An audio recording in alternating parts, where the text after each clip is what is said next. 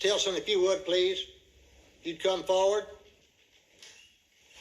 Well, Mr. Tilson, how are you? Fine. Just give me your hat. Just put that right. Mr. Tilson, if you would, please, if you'd come up here and have a seat. Good to see somebody. Have you been sworn as a witness? All right, fine. All right. Tell the ladies and gentlemen of the jury who you are. I'm Tom Tilson, Dallas Police Department, Dallas, Texas, USA. Mr. Tilson, were you around Dallas when our president was assassinated? Yes, sir. One of the things that I'd like to know is whether you knew a character by the name of Ruby. That is, a fella by the name of Jack Ruby. I did. How did you happen to know him? He had a silver spur dance hall on my beat. How long had you known who Ruby was and what he looked like? Oh, about 1956. The cat assassination was in 1963. Yes, sir. So plenty of time, right? Correct. Are you trained to identify people? Yes. That's part of your training? Part of it. And so on the date of the assassination of our president, where were you? I was at the scene, just on the west side of the Triple Underpass. And could you tell us about where you were on this exhibit? Do you recognize it? Is this easy enough to locate yourself on? Well, no, I can get up and show you. Please do that. Where I was, not quite on the map, I was right over here. This is the railroad track, and it is grass and snow, just like Elm Street. How about using this? Would it help you a little, Tom, if we gave you an aerial photograph? Oh, yeah. Okay. I like this to be on the map, you know. All right. That's a little bit better. I was just about here, going in. I was back up there when I had a police radio on my car. And I heard that come out the president had just been shot up here. And so naturally I knew where I was, and he had to come this way. My daughter and I had a college home for the holidays. She was in the car with me. Okay, right about here, I saw the president's car coming this way. He had the Secret Service and all just laying over everybody in the car. And by that time, I'd on down about here. And right here, there's a sign here. There was a car parked right up. This is the sidewalk. On the other side of the sidewalk, there's a car. Right here. There's a guy right here, top of this grass knoll at the incline. Right here, a fella right here. And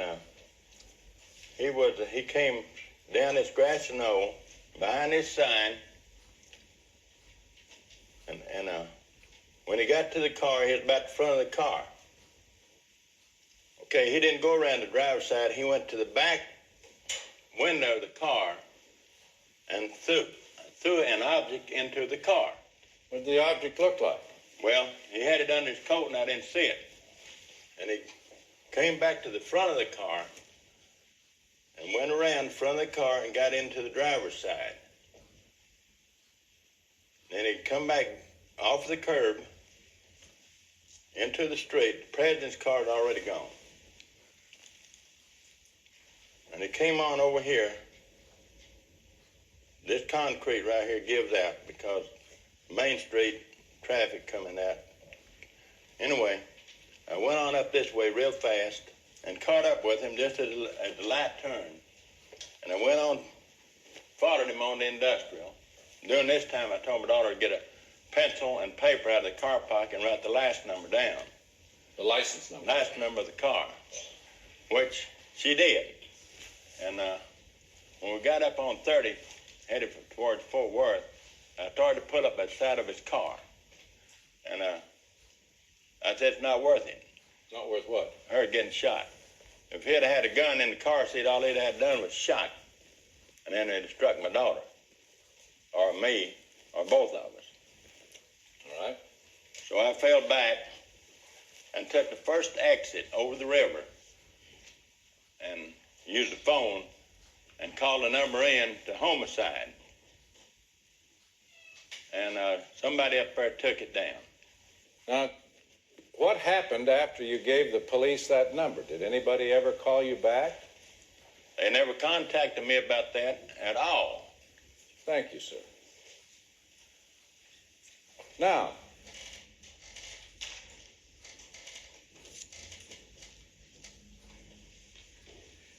did you see Jack Ruby on that day? No, sir, I didn't see Jack Ruby on that day. Did you see anybody that looked like Jack Ruby on that day? I did. Where did you see him? I saw him coming down the grass and knoll, getting in that car. In this car that you've been talking about? Yes, sir. You're saying that the man that came down the grassy knoll and got in this car and drove off that you've been describing looked like Jack Ruby? Yes, sir. Exactly like him. Weight and height and same kind of clothes he wore and color hair. Did you were you around when Jack Ruby shot my client? No, sir, I wasn't down there. I see. Well, give us a picture of Mr. Ruby. That's Exhibit 205. How about that? That looks like him. Is that Jack Ruby? Yeah, Is that the man that you saw that got in that car? just like the man. Dark suit and dark hair and all. Did he have a dark suit on that day? He always wore dark suits nearly all the time. Did he wear a dark? Did the man you see that day wear a dark suit? Yes, sir. Every time I ever seen him, he had a dark suit on. I'll be darned. Well, thank you, sir. Very much. I appreciate you. Can't tell you how much I appreciate your coming. Thank you. Bugliosi? Mr. Tilson, we've had a couple chats over the phone, have we not, sir? Yes, sir. Now, when you pursued this man in your car, you told me that he did not drive fast at all. That's correct. That's right. He Okay. didn't. And then, as I understand it, you called Dallas Homicide from a telephone booth and gave them the license plate number. Is that correct? Correct. You told me, did you not, that you thought Dallas Homicide wasn't even interested in the information you gave them, right? Correct. Did you tell me that if you didn't wear a Stetson hat in Dallas Homicide, they didn't want to talk to you? They didn't even want to come in the office. It was kind of a closed section. Well, Tom, now, the President of the United States had just been assassinated, and you, a Dallas police officer, well-decorated police officer, you called Dallas Homicide, and you tell them that you saw a man running from the scene of the murder and get in a car, and you gave them the license plate number, and you're telling this jury, Tom, that they weren't interested? Well, that's why I realized after I'd called it in, they probably thought just like I did. Who would use their own car and own license number to kill a president of the United States? Let's talk about Ruby a little more. This man you saw running away. You told me, and I don't take shorthand, but you said if I had to bet money, I would bet that man was Jack Ruby. You remember telling me that? Yes, sir. And you knew Ruby pretty well, right? Yes, sir.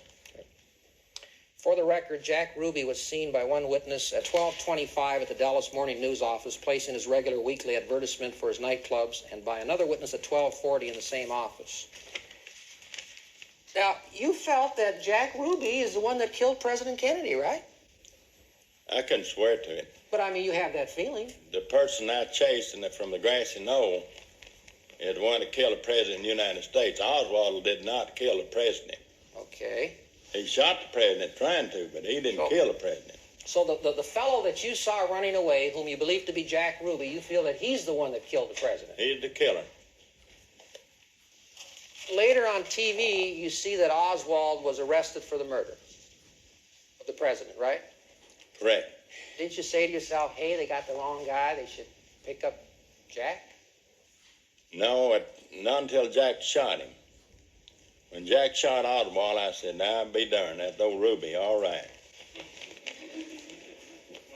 This license plate number, Tom, you eventually threw that away, did you not, sir?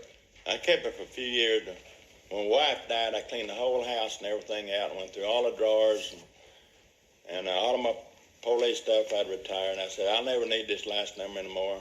But I threw it out in the trash can with a whole bunch of other trash. But it was an historic piece of evidence, and certainly the most important murder case ever in this country, and one of the most important murder cases in the history of mankind.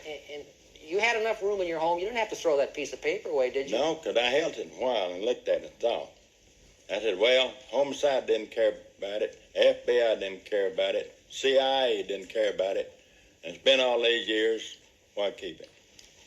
You never once called Dallas Homicide to find out, did you, Tom, whether they had followed up on what you had...